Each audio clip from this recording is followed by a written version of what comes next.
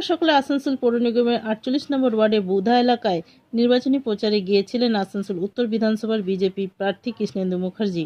প্রচারের সময় এলাকায় এক অবৈতনিক প্রাইমারি স্কুলের সামনে দাঁড়িয়ে এবং স্কুলের ঢোকার মুখে আবর্জনা স্তূপ দেখে তিনি কটাক্ষ করেন, জানান তৃণমূল কংগ্রেসের সরকার পশ্চিমবাংলাকে জঞ্জালের স্তূপ বানিয়ে রেখেছে, আসানসোল তার থেকে ব্যতিক্রম নয়। এই ওয়ার্ডে কাউন্সিলর তৃণমূল কংগ্রেসের বড় মাপের নেতা, তার চোখে পড়ে না জঞ্জালের স্তূপ। এই রাস্তা গিয়ে বাচ্চারা স্কুলে যায়।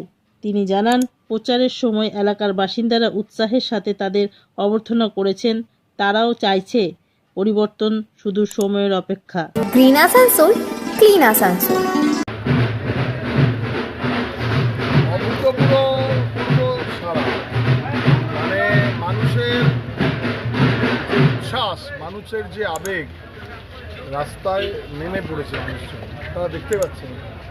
সর্বস্তরের সমস্ত মানুষ রাস্তায় নেমে অভিনন্দন জানাচ্ছে, আশীর্বাদ দিচ্ছে। অদ্ভুত চোখের মধ্যে একটা তাদের কিছুটা ভয়, কিছুটা আশা যে ভারতীয় জনতা পার্টির সরকারি পারে এই অবস্থার মধ্যে থেকে তাদেরকে বের করবে। আপনি বিশ্বাস করবেন না, 48 নম্বর ওয়ার্ড এখান থেকে 100 মিটার দূরে একটা প্রাইমারি স্কুল চলছে, সেখানে এত গার্বেজ ডাম্প করে রাখা রয়েছে। আমি ওখানে লাইভ করলাম, অদ্ভুত। এখানে মানুষ থাকে, এইরকম একটা পরিস্থিতির সৃষ্টি করে যখন সাধারণ মানুষ মানে থাকতে পারবে না ওখানে, ওই রকম জঞ্জালের মধ্যে। বাচ্চাদের স্কুল চলছে একটা, যেমন সারা পশ্চিমবঙ্গকে জঞ্জালে স্তূপ করে রেখেছে তৃণমূল কংগ্রেস, আমার আসানসোলটাকে এর বাইরে রাখেনি। এই ওয়ার্ডের নাকি কাউন্সিলর নাকি বড় নেতা নাকি শুনেছি এই ব্লকে। লজ্জা হওয়া উচিত, লজ্জা ওদের পদত্যাগ করা উচিত।